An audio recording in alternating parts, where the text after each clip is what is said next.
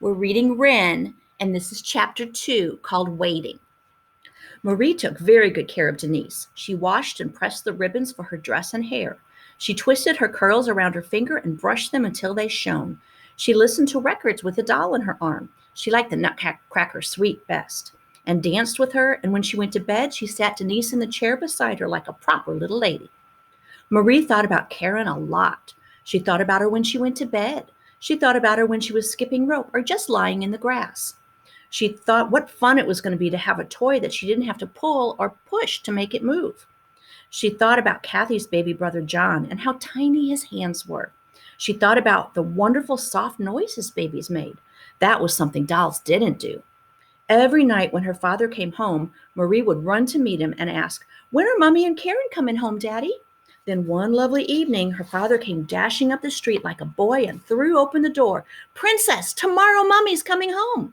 Karen jumped up and down. I can't wait to see Karen." Her father made a face, almost as though she had said something wrong. She felt unhappy, so she went over and took his hand. He smiled down at her. "Karen is still very little, sweetheart. She's only as big as Denise. In the hospital, they know how to do things to make babies grow big and strong, and we're going to have to leave Karen there a little bit longer." Marie was so happy to have her mother home that she forgot about Karen for 2 whole days. It was wonderful to have Mommy to play with and to lie beside her until she fell asleep. One cold afternoon, Marie and Kathy were putting some raisins and fat in a little wooden box for the birds to eat. "I want to see Karen," stated Kathy. "You can't," said Marie. "Why not? I let you play with John." "She's too little. That's why she has to stay in the hospital." "Will she ever get big?" "Yes." "When?" I don't know." Just then Marie's mother called, "Come for dinner, Princess." Marie kicked at the snow when she went up the hill from Kathy's house. She was thinking dinner wasn't so much fun anymore. There wasn't time for jokes and games while they did the dishes because Mommy and Daddy had to hurry to the hospital so they could see Karen. Then Marie smiled. Anyway, she stayed up later, and then they told her about the baby when they came home. Then she stopped smiling. She was waiting an awfully long time for her special present, years and years. While she was eating dinner that evening, Marie asked her mommy, "What do you do at the hospital?" "We look and look and look," she answered, "and then, because I have a poor voice, I whistle to her. I whistle all the nursery rhymes. She just loves it. She smiles and makes noises, and yesterday she pursed her lips almost as if she was trying to whistle too. I'm going to ask Santa Claus to bring her home for Christmas so she can play with my presents too." "She won't be big enough by Christmas," her mother told Marie, "but we'll take presents to her, lots of them." "Won't she ever be home?" Her father answered her, "Of course she will, when she's big and strong enough." John, Kathy's baby brother, was really big and certainly strong, and Marie couldn't understand why it took so long for Karen to get big and strong. She and her mother wrote Santa Claus a letter and asked him for a sled and paints and books and a small tennis racket for Marie, and a picture book and a rattle with a bell inside and a woolly lamb for Karen. The days went very slowly before Christmas. Marie sometimes thought Christmas would never come at all. But it did come, as Christmas always does, and Santa had decorated the tree with twinkling lights and strands of silver and oodles of shiny ornaments. He had piled her gifts around the tree, and believe it or not, she found every single thing she asked for, and Santa had not forgotten anything she wanted for Karen.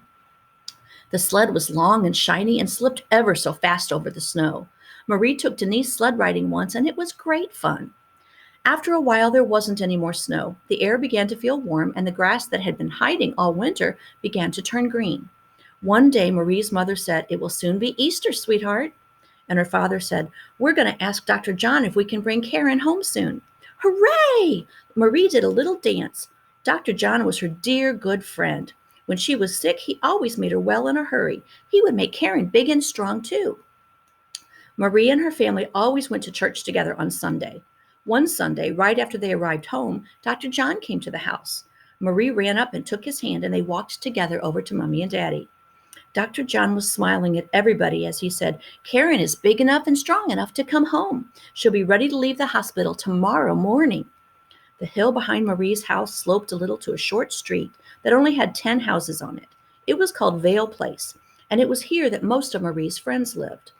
Now that she had this good news, she rushed skidding and sliding down the hill. From house to house she ran, shouting, "Karen's coming home! Tomorrow, tomorrow, tomorrow!"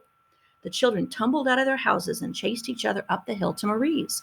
There were big girls and little girls, big boys and little boys, and their dogs, big ones and little ones. They thought this was some new, very exciting game, so they barked and the children yelled. The noise was wonderful. Marie woke very early the next morning. She ran into her mother and father's room and she jumped on the bed.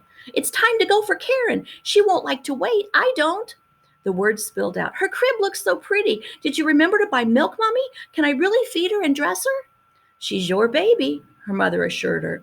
Mrs. Rudy came to stay with Marie while her mother and father went to get Karen. Marie could not sit still. She went from room to room. She looked at the crib. She looked at the bottles. She took the tops off jars and peered inside. She patted the pile of diapers. Each time she heard a car coming up the street, she ran to the door. She thought they would never come. Marie was fluffing up Denise's dress so she would look nice for Karen when she heard her daddy call from the door, "Princess, we're home."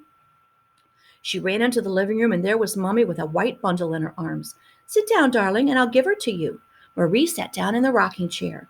Mommy put the bundle in her arms and Marie held tightly around the baby, but not too tight. Karen was asleep. Marie sat still and looked and looked and looked.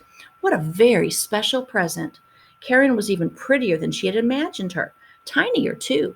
Her hair was gold like Marie's. Her mouth was almost round, and she had one little hand pushed up against her cheek. Marie looked at the dainty fingers and the nails. They looked like those tiny shells she gathered on the shore. Karen moved her hands, her head. "You're home, Karen," Marie spoke softly.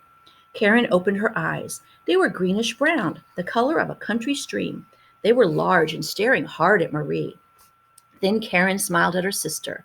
Marie bent over and kissed her. Right then and there, 8-month-old Karen did something that is hard to believe, something that boys and girls 5 and 6 and even 7 years old can't do.